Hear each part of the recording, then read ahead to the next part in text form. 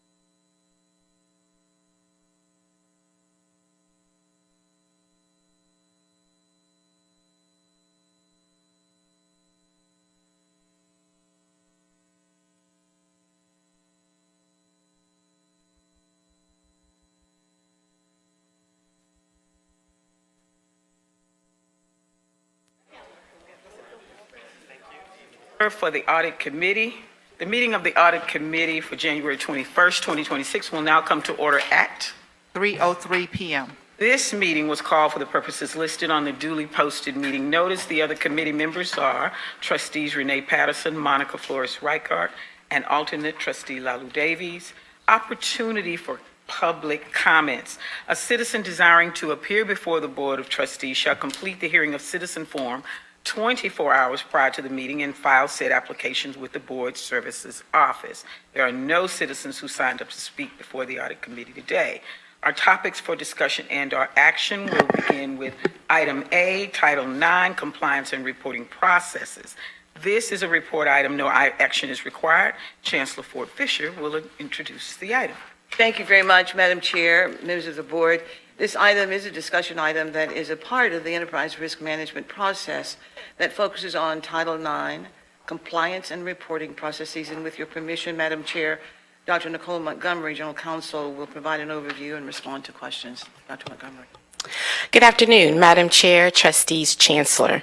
Today's presentation, as mentioned, is one of the top 10 risks for the college Title IX compliance and reporting processes.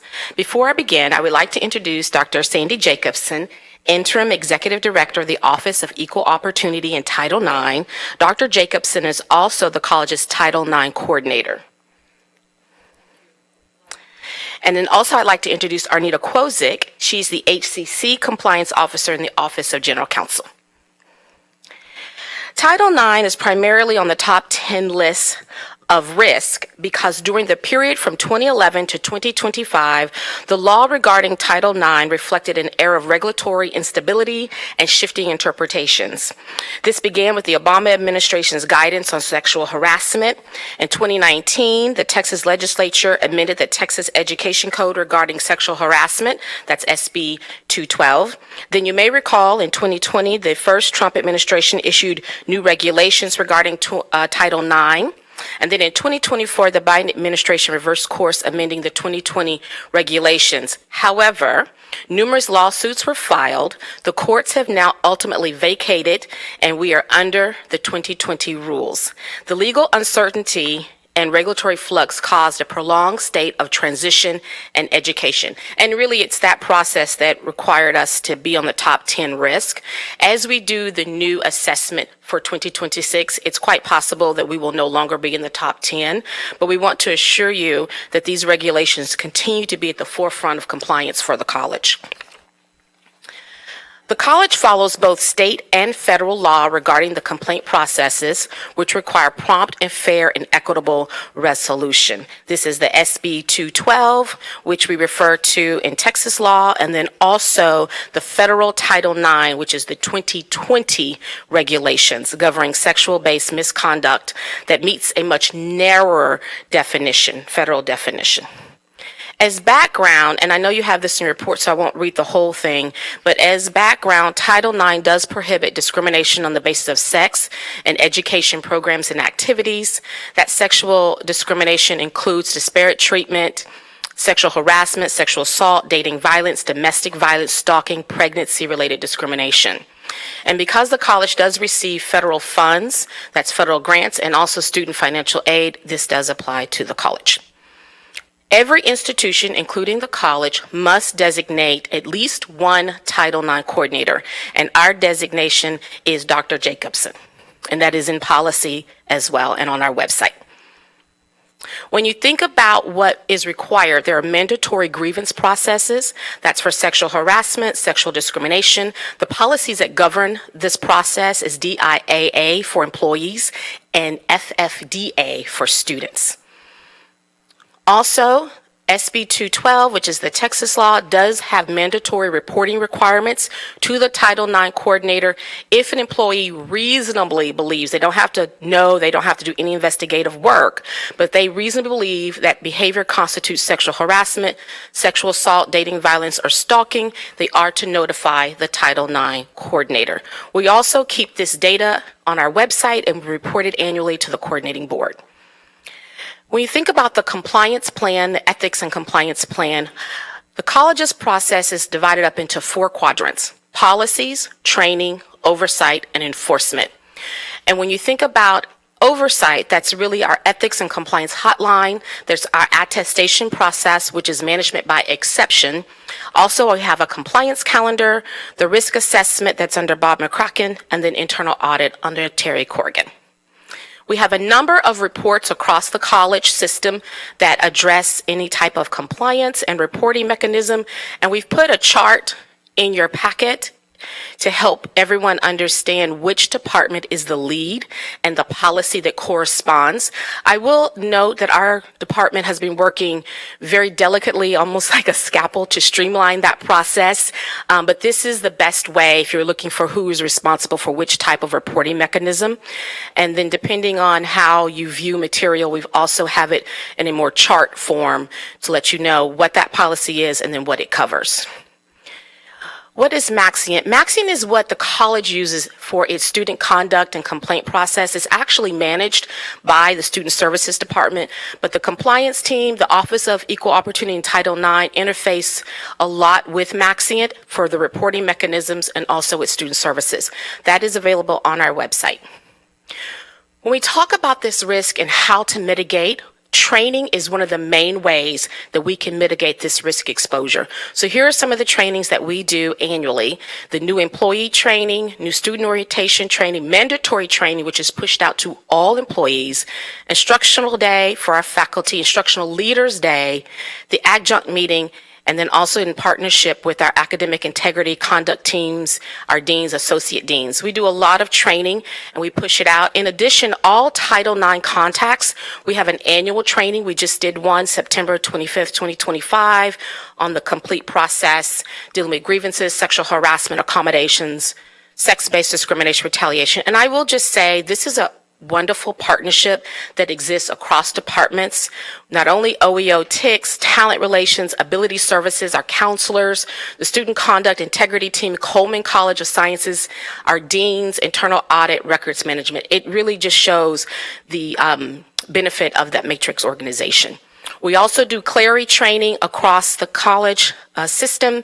March 3rd, 2025 was our last one, and we'll have another one coming up this spring. For more compliance resources, they're available on our website for all. Also, a link to our hotline is available there. SB 17, which I know you all are familiar with, we want to let you know we do have a DEI compliance oversight team. It is part of the Office of General Counsel. We continue to address any questions that may come up. We also have a dedicated email address, and we've published information at FAQ on our website, and we update that regularly. We also do specialized training for key leaders. We talked about SB 212 and the mandatory training requirement. A little bit more about the Office of Equal Opportunity and Title IX, because they are really the ones who drive Title IX for the college. They investigate sexual harassment, sexual assault, discrimination, disability. What I think is important to know about OEO is they take the individual as they come, whether it happens on our campus, in our area or not. So they do provide a lot of supportive measures for employees and students, even if it doesn't require an investigation. This is overall what the Office of Equal Opportunity in Title IX does. You have the training and awareness, formal resolution, supportive measures. That's what I was speaking to about. We take the individuals as we receive them, consultations, investigations, and then, of course, informal resolutions, and a lot can be done through informal. What you see here is a 5-year trend. What we noticed with this 5-year trend is that during COVID, there really wasn't a lot of interaction. And so we see that a lot of the cases went down. However, post-pandemic, they surged up. We see that trend actually nationally. Then there is a dip with uncertainty with a lot of regulations, and it's creeping back up. A lot of that has to do with more training, more awareness. Overall, people know their rights. We don't think more complaints is a bad thing. It just shows that people are more aware, but we are tracking these numbers. And then it's a little bit more information on this past semester. And then a little bit more on supportive measures. They can range from police escorts. They can range for referrals to counseling, all types of supportive measures. And then a little bit more on our risk mitigation, our promptness to address reports, ensuring a consistency in the review process, also making updates to our website, confidential consultations, mandatory training, our behavior intervention task force, and then just 24-hour access to our reporting form. With that, the team is here to answer any questions. Are there any questions? No questions? Okay, thank you. This is very good. We know that we needed some of the standards that the state established seem to be a little overwhelming. I would think that we have the two people, correct, that are responsible for this? So we have the Office of Equal Opportunity in Title IX. That is primarily the office that is responsible for Title IX and SB 212. And then the compliance has a different office. Okay, so for Title IX and SB 212, there's one person. There is one office, and then Dr. Jacobson has a team. She has a team of investigators as well that roll up to her. And how many investigators do we have? Andy, can you help me? We have 3 investigators, and we have a manager, and we have a case coordinator. So three investigators, a manager, and a case coordinator? Yes, ma'am. Okay. Because for a system this size with 100,000 students, I would not like to see us be overwhelmed. So we have an office, and that's the Title IX office. Yes, ma'am. And then the compliance and reporting is separate? Correct. And what does that team look like? That team has currently a position we're filling, but an attorney that manages that team, and then also a compliance officer and a legal assistant. However, they have support from the Office of General Counsel, the other staff. So should we need more resources for compliance, then we're able to bring in more resources from the legal department. Do we have an ombudsman? And the ombudsman is involved in this process as well? Okay. I just need to understand what the checks and balances are based on our state and federal requirements, which are really quite stringent. I think that's all we have to ask. This is good. Thank you for this, and I'm sure that the trustees will appreciate having the detail for this to make sure that we're operating within the appropriate compliances as given to us by the state and the federal government. Thank you so much. Thank you. Yes. I just want to also compliment our system for having this really important Title IX program, that it makes the students aware that there is someone listening to them, and that our Title IX, we're all in compliance with it. So thank you. Thank you. for bringing that up, Madam. Outstanding. Thank you. Thank you. Madam Chair, may I make a comment as Oh, well? yes, please. Yes, the ombudsman stood earlier, Dr. Michael Edwards, and as a result of implementing the Office of the Ombuds, we also have seen much more staff agreement in terms of the resolution of issues, and we've not had the incidences of high grievances that we at one time experienced. So we appreciate the work that is being done. Excellent, thank you. We needed to know that. Thank you so much. We will now adjourn to closed or executive session.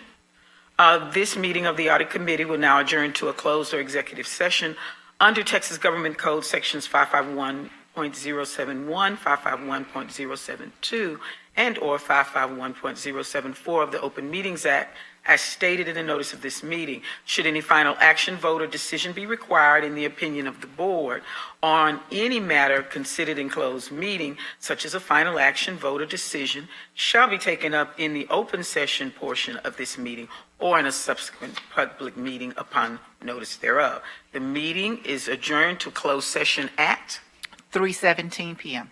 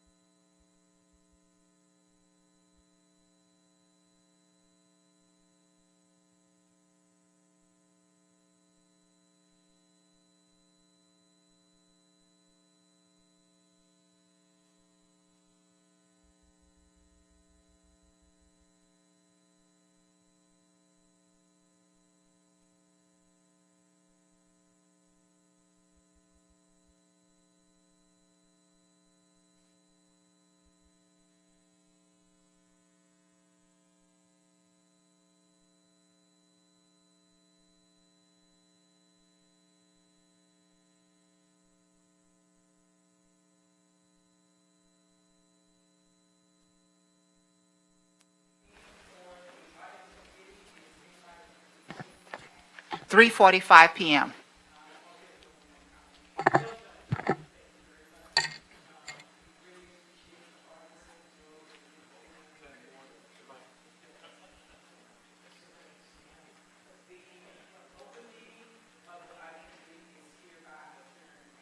(3:45 p.m.)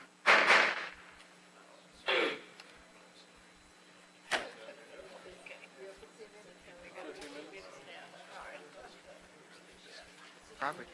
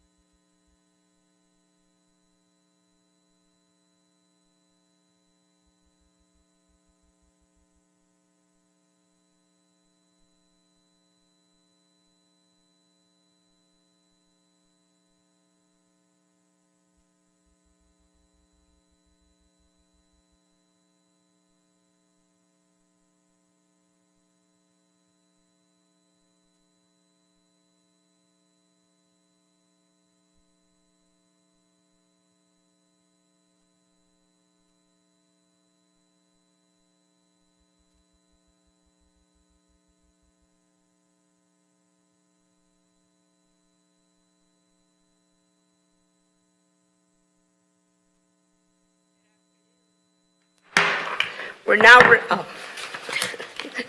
wrong thing. Good afternoon, and thank you to everyone for joining us today for the first regular meeting of the year.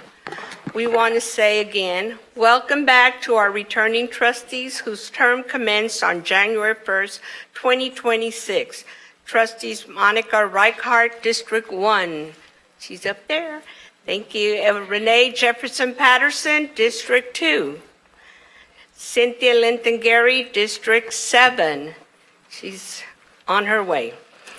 Thank you for your commitment to HCC and to our students. We want to say thank you, not only to our returning trustees, but to the full board for your steadfast dedication to the mission and vision of the college. So thank you, board members, for your service to Houston City College. The regular meeting will now come to order on January 21st, 2026 at 4:10 p.m. This meeting was called for the purposes as listed on the duly posted meeting notice. Let us remember in our thoughts and prayers all those who have lost loved ones.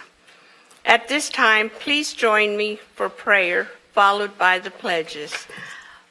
I have the honor and the privilege of leading you in the prayer. So if we pray for peace and guidance, and I'd like for those of you that can to join me in reciting the Lord's Prayer. Our Father, who art in heaven, hallowed be thy name. Thy kingdom come, thy will be done, on earth as it is in heaven. Give us this day our daily bread, and forgive us our trespasses, as we forgive those who trespass against us. And lead us not into temptation, but deliver us from evil. For thine is the kingdom, the power, and the glory, forever and ever. And all those say, Amen. Thank you. Pledge. I pledge allegiance to the flag of the United States of America, and to the republic for which it stands, one nation, under God, indivisible, with liberty and justice for all. Texas flag.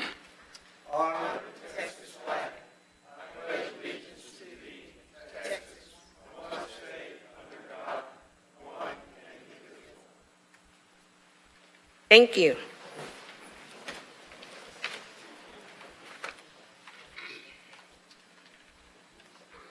We are now ready to approve the minutes from the Academic Student Affairs Committee, Audit Committee, Board Governance Committee, Committee of the Whole, Marketing Committee, and special meetings on November the 5th, 2025, special meeting on November 17, 2025, regular meeting November 19, 2025, Academic and Student Affairs Committee, Audit Committee, Committee of the Whole, Marketing Committee, and regular meetings on December the 3rd, 2025, and special meeting on December 23rd, 2025. Is there a motion to approve the minutes for November and December? So moved. Second. It has been moved and seconded. Are there any corrections to the minutes? Seeing none, we're now ready to vote on the approval of the minutes for November and December 2025. Voting is now open.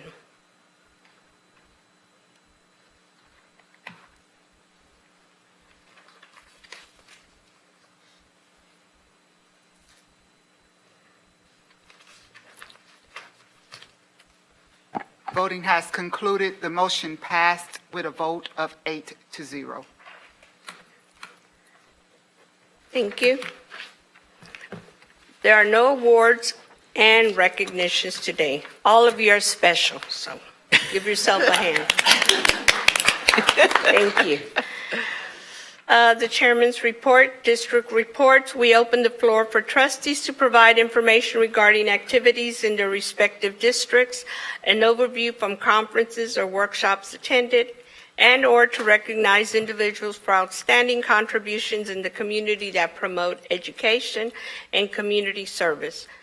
We ask trustees to limit their time to no more than 2 minutes, please. Thank you. We'll start on this end.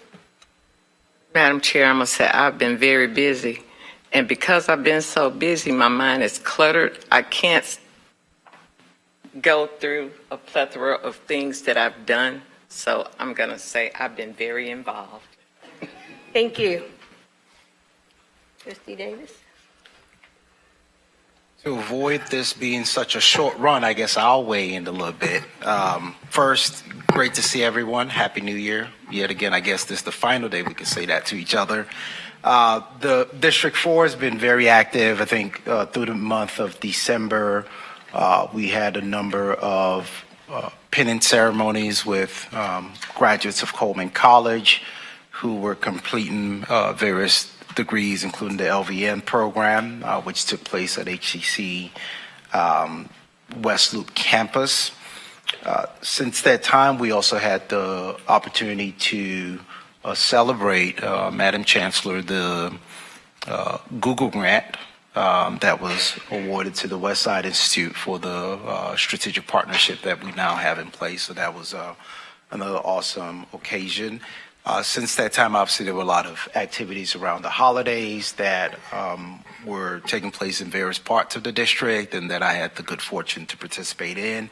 At the start of this year, the most recent thing was just perhaps the Martin Luther King Day parade. This year marked 40 years since the enactment of MLK Day as a federal holiday. So I think it's been a very poignant moment. There were a lot of activities within the community of District 4 around that, and I think in the times that we're living in, it's a sobering reminder of what his struggle was all about.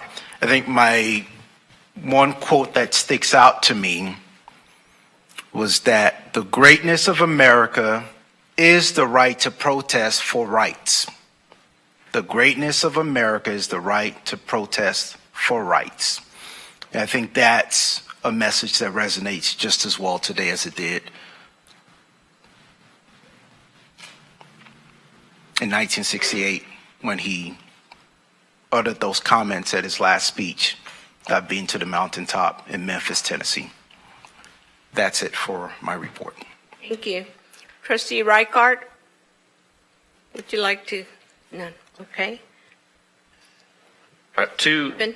quick items from District 5. First, wanted to congratulate our cybersecurity department and our cybersecurity students for their, yet again, amazing performance in the National Cyber League competition. The HCC team delivered a number 32 national ranking, which is incredible, tons of schools involved. And also wanted to call out specifically student Roderick Taylor for his number 52 solo ranking in the competition. So really amazing work. Once again, reinforcing how amazing our cybersecurity program is in a time when we need cybersecurity competency most of all. Second, wanted to remind everybody, I know there's been a lot of social media posts and emails about this, but to register for the Love Run on Saturday, February 7th at our Missouri City campus from 8 to 11 a.m. Run for scholarships for students. So if you don't have any plans on the 7th and you want to get a couple miles in, recommend that everybody sign up for that. So that's it for me. Thank you. Trustee Patterson? I don't really have anything. I think we all know I just came off the battlefield. So, but I do want to point out that I want to thank Dr. Fortune and her staff. I know you guys have been doing amazing things. I've been keeping up with it. I've been following it. I know there was a food drive, and I know that it was very successful. So I want to thank you for hosting that. I think one of the things that I've really been pointing out is that we do have a homeless population within HCC, and it's very important to make sure that we are being innovative and creative about how to reach those individuals and making sure that we're assisting them. So thank you. One thing that I have been doing is just planning for 2026 and preparing to move forward. And so that's all I have. Thank you. Trustee Wilson?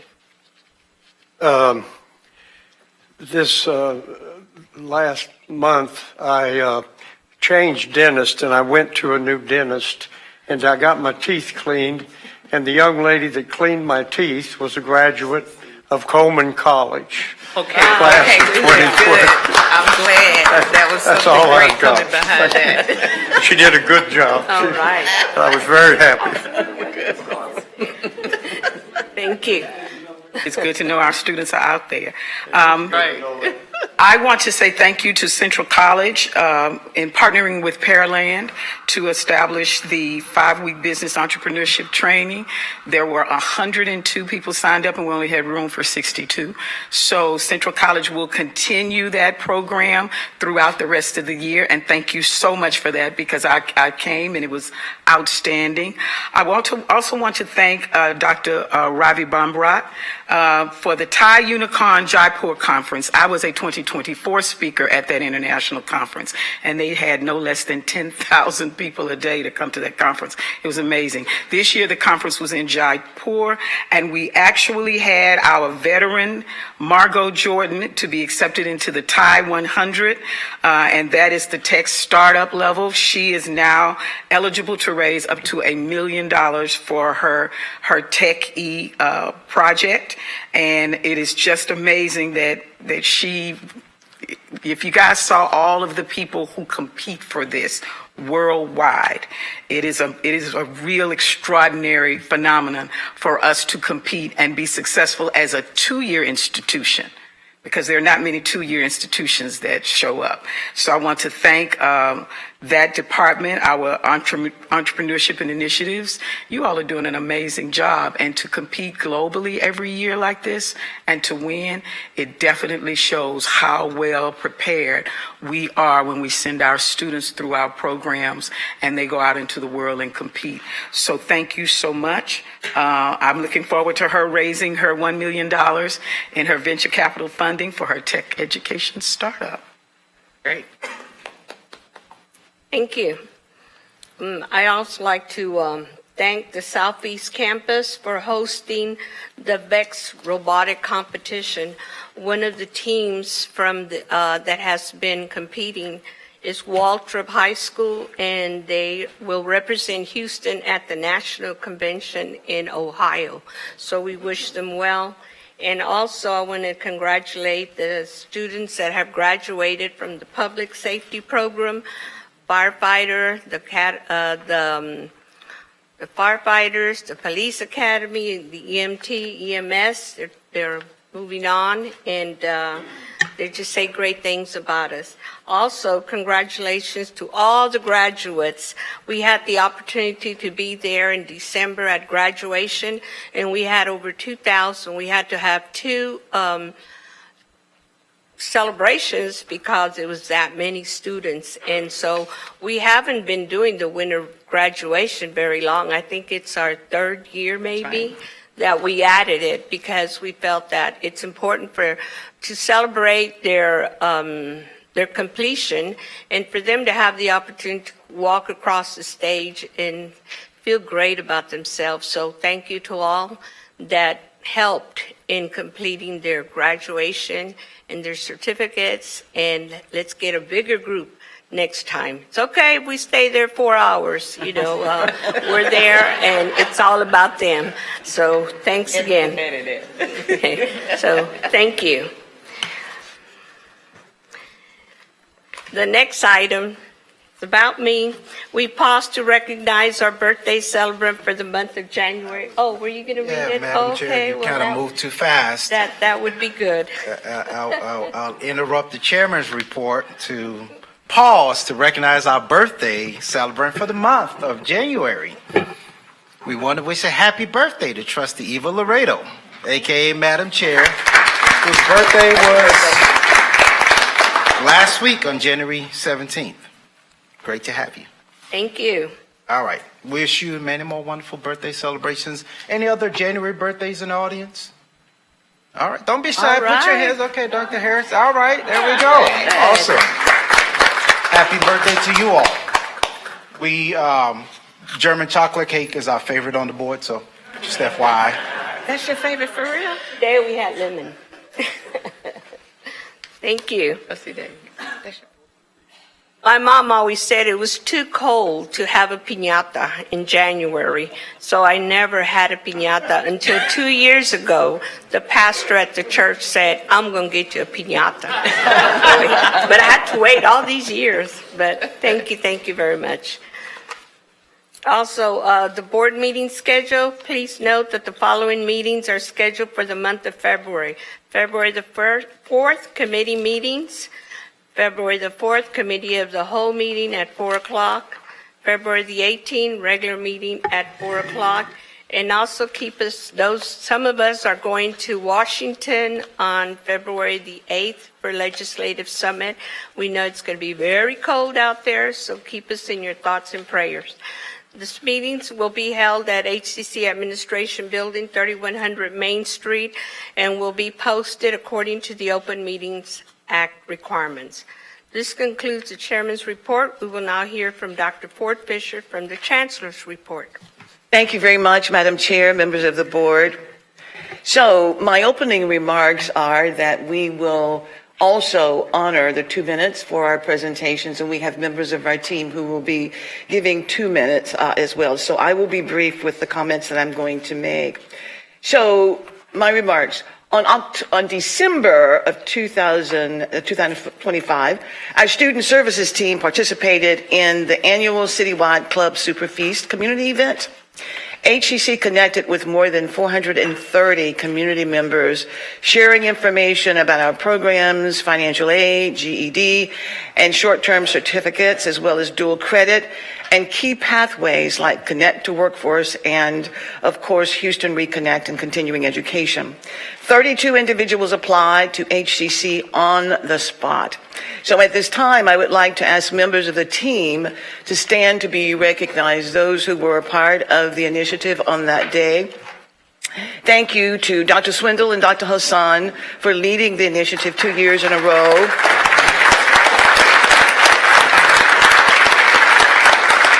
And to the entire team of vice presidents and administrative staff who participated, and special thanks also to Trustee Vanderbilt Stallworth as well, who was helping to advise prospective students, and she was really engaged with them. So thank you all so very, very much. We really appreciate the great work that was done. And of course, the campuses, each of the colleges had a campus that was open during that time as well. And so we appreciate all of the efforts made to serve our communities and to register our students for classes. So I'd like to now move, and of course you may be seated. Thank you so much.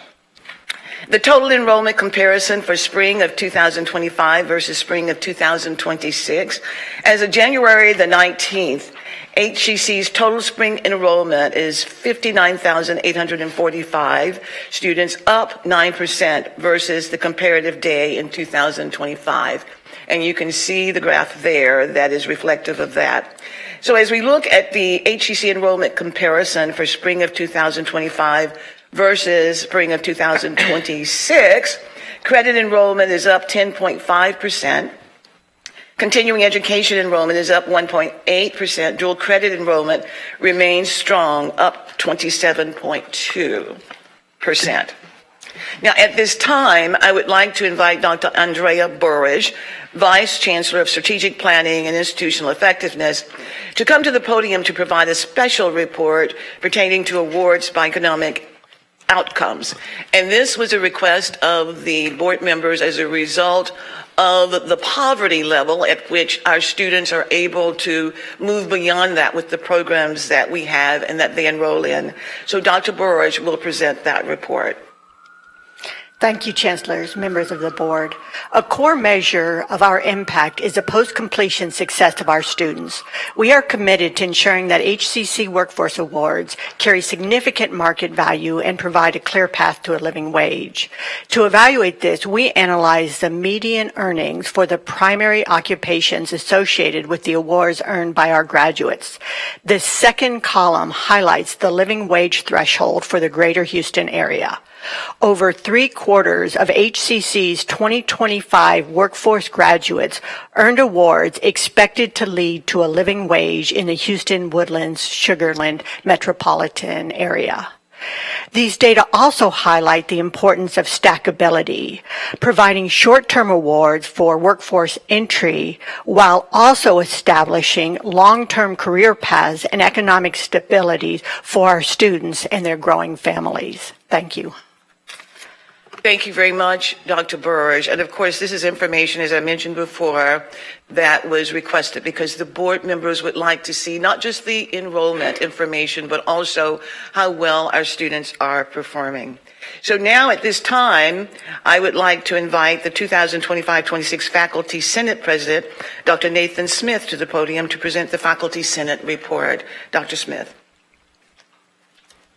Thank you. Good afternoon. I just learned that I share a birth date with the chair. How nice. Right minds think alike. That's right. So last couple of times I've spoke to you, I talked about care and quality. Today I want to talk about connection. These are the three components, as you know, that represent the framework for our strategic plan. When I think about connection, I think about the ties that bind us, the ways we work together, the pathways of communication that allow the institution to thrive.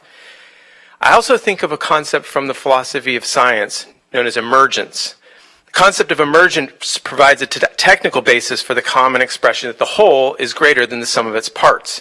There are properties possessed by the whole that are not possessed by all or any of its parts. These new properties come from the way the parts work together, how they're arranged, and how they're connected. We see emergence everywhere. In chemistry, for instance, molecules are made up of atoms, but the molecule possesses properties that are not present in the underlying atomic structure. In biology, the same is true for cells, organisms, and ecosystems. And in social sciences, we see this everywhere. Psychology, sociology, economics. As we're considering our strategic objectives for the college, I hope you can reflect not only on the various parts of the institution, but also the way these parts work together to support the emergent properties of HCC. We might think of caring for the institution like tending to a garden, raising children, or managing a business. These things can be resilient to many stresses, but they can also succumb to disease and decay. They can fail to thrive or even cease to exist. This means emergent properties are not only vital, but they're fragile.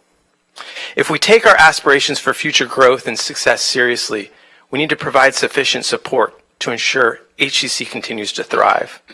In the season of budget planning, I just ask you commit to aligning our budget priorities with the strategic goals of this institution, goals that aspire for exceptional things. HCC's continued growth and flourishing depends on it. Thank you. Thank you very much, Dr. Smith. Now, I would like to invite the 2025-26 Staff Senate President, Morgan Yett, to the podium to present the Staff Senate report. Ms. Yett. Greetings, Madam Chancellor, Madam Chair, members of the Board of Trustees, and guests. Thank you for allowing me this time to share a few updates from the Staff Senate. In December, the Staff Senate held a general body meeting, and at this meeting, Mr. Rodney Nathan and his team presented information about the talent engagement process. He shared resources, training opportunities, and he also answered questions from our staff at this meeting. The graduation committee, led by Dr. Terrell Wilkerson, recruited volunteers and provided support at our fall 2025 HCC graduation ceremonies. And the senators that represent the district office, they successfully hosted meet and greet here at the district campus, and where they engaged with our staff, shared information about the Senate, the committees, and ongoing initiatives. For the month of January, 2 of our committees will meet. The Community Outreach Committee will meet on January 22nd, and the Campus Safety and Awareness Committee will meet on January 29th. The Senate will not hold a general body meeting this month to allow staff time to focus on supporting their departments as students enroll and access wraparound services to start the spring 2026 semester. Next month, the Senate is scheduled to host the HCC Toastmasters Club charter ceremony, the Wellness Committee meeting, and the Staff Senate Executive Committee meeting, and the Staff Senate General Body meeting. The Senate will continue working on the goals created at the beginning of the academic year, and we are committed to representing the interests of our staff and collaborating with HCC leadership. Thank you. Thank you very much, Ms. Yett. And of course, next month, we will hear from the United Student Council President, and the report. Also, what we will do is include quarterly meetings of the members of our team, but in the interim, there will be reports that will be provided via the WAB on a monthly basis as well. This is to expedite the information to the board, but also consider the fact that the board members have very important business also to attend to, and we don't want to delay that unnecessarily. I would like to mention as well that on Friday, we're having the State of the College at the Thompson Hotel, and would just like to remind the members of the team about that at 8 o'clock at the Thompson. So we look forward to all of the members of our team being present. Thank you so very, very much for that. Madam Chair, this now concludes my report. Thank you. Hearing of citizens. A citizen desiring to appear before the Board of Trustees shall complete the application for hearing 24 hours prior to the meeting and file said application with the Board Services Office. Time allotted to each citizen or organization shall be limited to 4 minutes.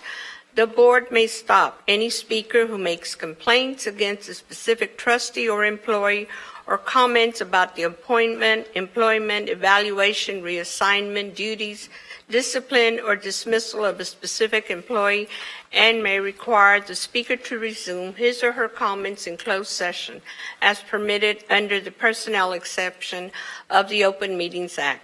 The following person has signed up to appear before the board: Erica Roan. Erica Roan, please come forward.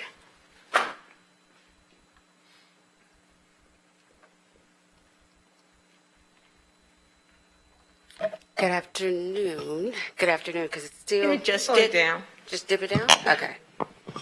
Good afternoon. Thank you all for allowing me an opportunity to speak. I am before the board here. I recently transitioned from a full-time staff position to a full-time faculty position. In that process, I was not aware that I'd be considered a new hire, which meant that my salary could not exceed a certain step with that rate for a new hire. So I'm not a new hire. I have been employed with Houston City College, formerly Houston Community College, for 26 years and 8 months to the date today. During my time employed here, I've worked in HR, talent engagement, and employment services and payroll benefits. For a good amount of time, I've worked in that area. I've also worked in all areas of student services, which will include VA, financial aid, advising, recruitment, and including adjunct teaching for 16 and a half years here with the college. With that being said, with all of my experience, along with my terminal degree, I do not feel that my salary adequately reflects my longevity and education with the college. I purposely went back to school to gain my terminal degree in an effort to move to the faculty side. I remember being one of those non-traditional special population college students here at the Houston Community College, and I knew that at that point that the teaching full-time faculty side was where I wanted to be. And so I did that, but my salary does not adequately reflect it. And so I stand before the board asking you guys to review that or however that can be done. Thank you. Thank you. We appreciate concerns raised during the hearing of citizens portion of the meeting. If the matters you raised are not included on the board agenda, state law, specifically the Texas Open Meetings Act, prohibits the board from discussing or acting on these issues at this board meeting, but the comments provided will be taken into consideration, and we thank you.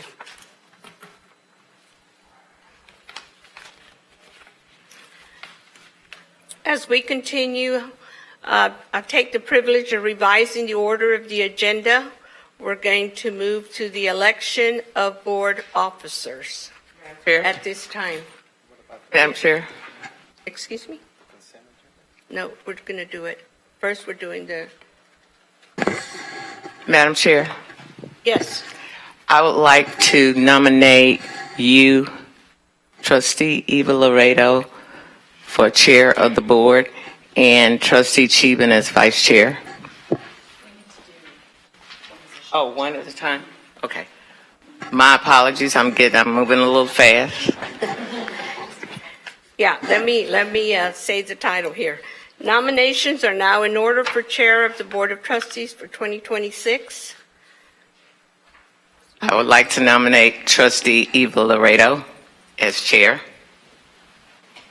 I accept. Any other nominees? Hearing none. Then, guess what? Seeing that there are no further nominations, the nominations are closed, there being only one nomination, then Eva Laredo is elected Board Chair for 2026 by acclamation. Is that true? At least wave your hand. Say. Thank you. Thank you.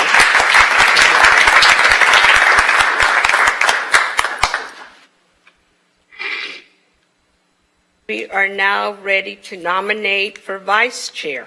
Madam Chair, I'd like to nominate Sean Sheelan for Vice Chair. Sean Sheelan, do you? I accept. Thank you. Any other nominations? Seeing none.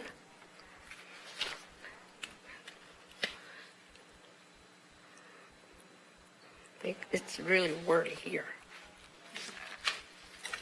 Okay, so nominations are closed, and Trustee Sean Sheehan, by acclamation, congratulations, Vice Chair.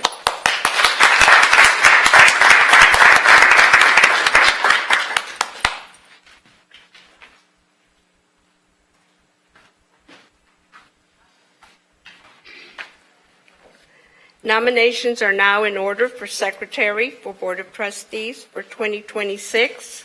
Madam Chair, I'd like to nominate Trustee Dr. Cynthia Lutton-Gary for Secretary. You accept.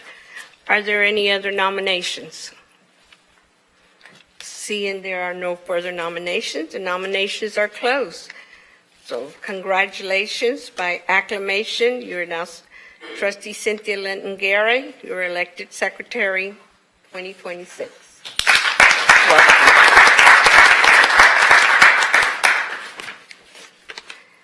Thank you.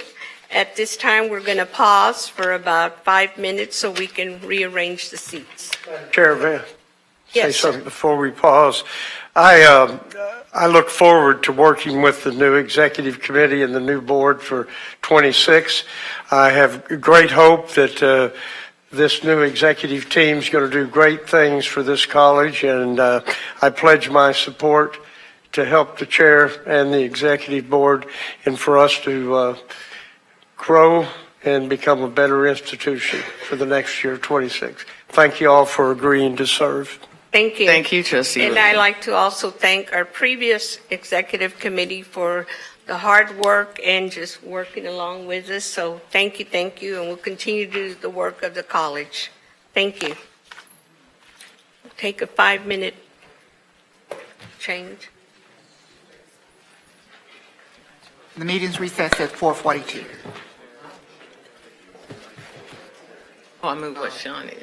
Oh, okay.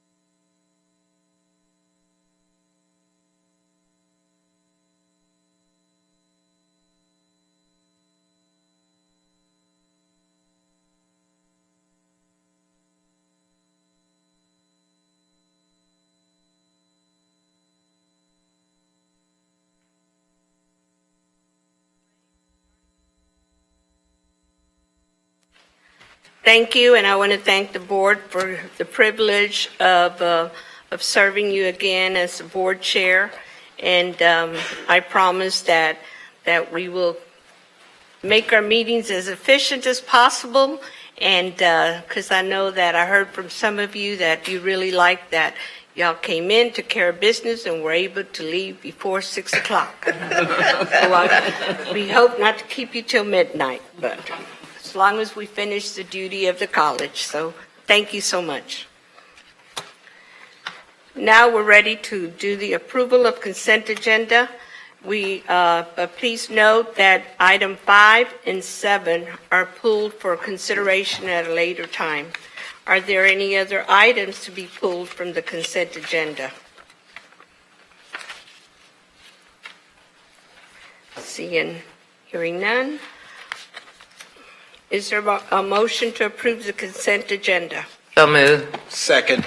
We are now ready to vote on the consent agenda. Voting is now open.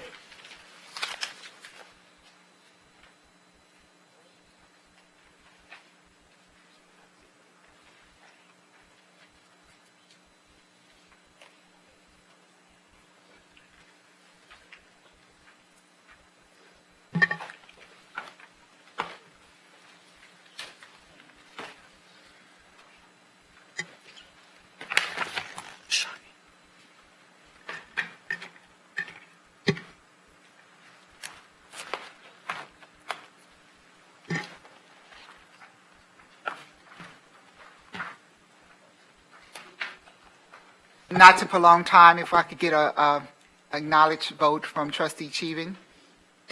That's a yes for me. Nothing popped up on my screen yet, though. Just And Trustee Linton Gary, Yes for me, Chair. and Trustee Davies. Thank you.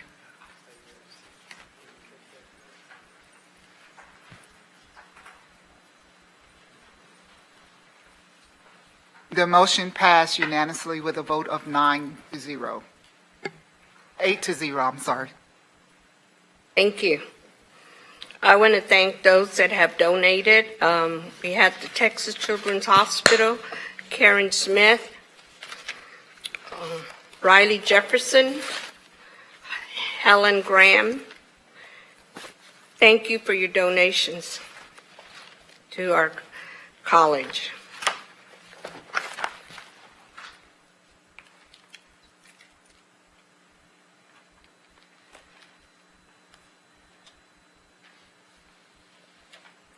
Is there a motion to approve item A, personnel agenda faculty? So move. Has been moved in second. Dr. Ford Fisher will now introduce the item. Thank you very much, Madam Chair, members of the board. This item is recommended for your consideration of approval to consider approving the personnel agenda, and with your permission, Madam Chair, Mr. Rodney Nathan, interim CHRO, will present an overview and respond to questions. Thank you, Chancellor. Trustees, you have in front of you one faculty contract for approval, and I'm happy to answer any questions. Trustees, any questions? No question.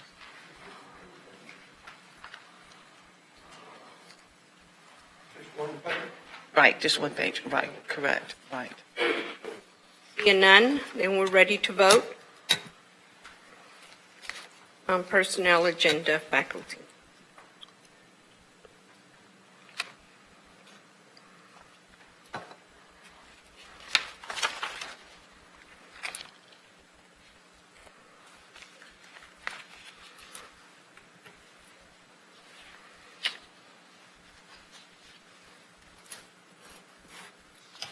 Voting has concluded. The motion passed with a vote of 8-0. Thank you. Is there a motion to approve item B, full-time executive administrator employee contracts? so moved. Second. Thank you. It has been moved in second. Dr. Ford Fisher will introduce the item. Thank you very much, Madam Chair, members of the board. This item is a recommendation for your consideration of approval of full-time administrator employee contracts. And with your permission, Madam Chair, Mr. Rodney Nathan will provide an overview, and he and I will respond to any questions that arise. Thank you, Chancellor. In front of you, trustees, is a list of executive administrators for contracts. They are all E40 and above. And this is going back to implementing contracts for executive administrators at that level. These are positions that are pretty consistent across our peers that have contracts. So we're in line with our peers for having these.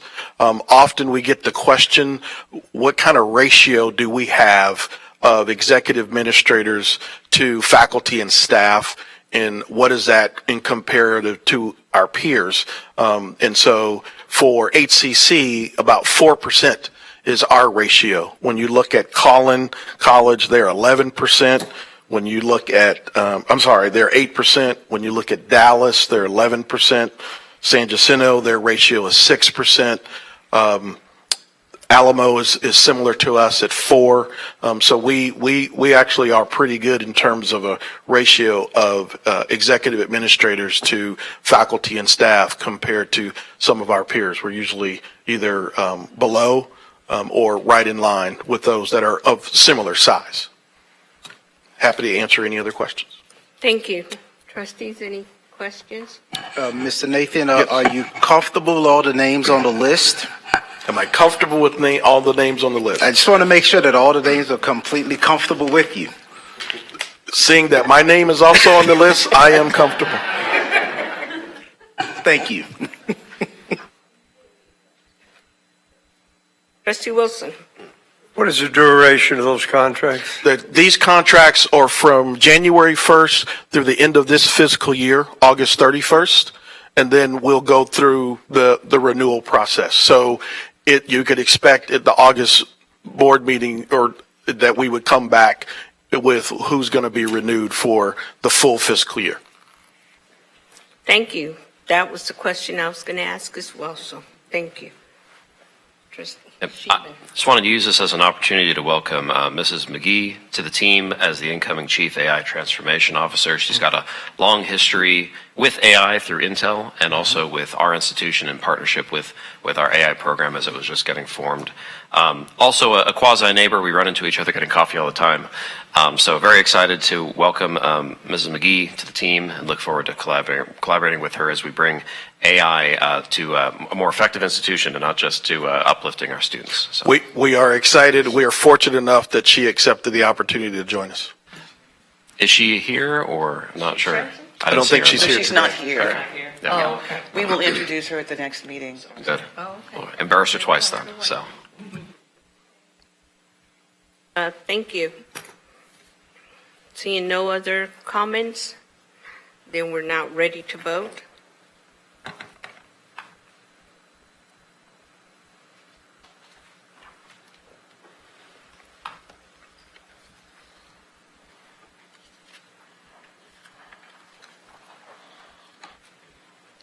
Voting has concluded. The motion passed with a vote of 8-0. Thank you.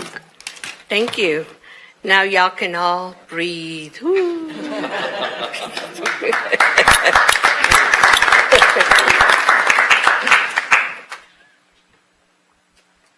Well, yes, sir. What I said about the new executive staff goes to the administration too. I look forward to working with the administration this next year, and I look forward to having a great year for Houston City College. And it's as a board member, it takes a whole team, and we as a team are going to have to work together to make this institution a great school. So I look forward to next year. I look forward to a bunch of hard work and a bunch of positive results. Thank you. Thank you.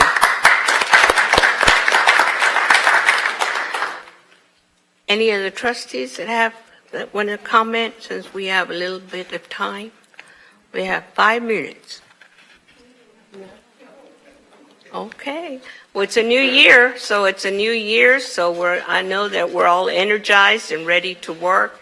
And again, I know we welcomed our students last time, but we want to welcome them again and say You're on the right road, right track, and here at Houston City College, we want to see you graduate, we want to see you be successful, and move on up that ladder.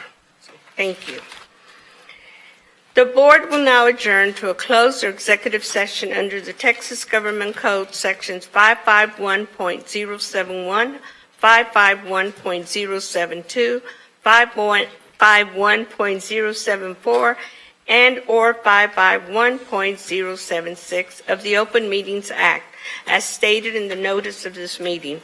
Should any final action, vote, or decision be required in the opinion of the board or on any matter considered in closed session, such final action, vote, or decision shall be taken up in the open meeting or a subsequent public meeting of the board upon notice thereof. This meeting is hereby adjourned to executive session at 5:00 p.m.